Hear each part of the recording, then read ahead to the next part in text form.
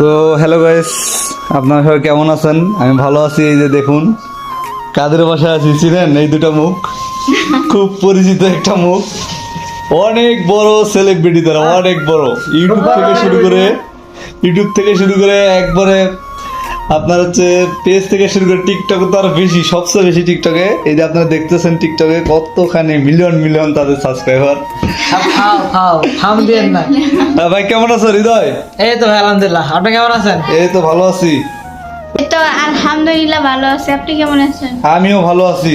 তো আজকে খুব ভালো লাগতেছে তাদের বাসায় আসার পর।